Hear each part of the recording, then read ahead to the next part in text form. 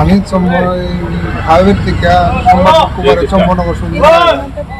সবজি লয়ে যায় সে নাকি আমি তো লাইন তাহে কারণ তা না গ্যাস পাই না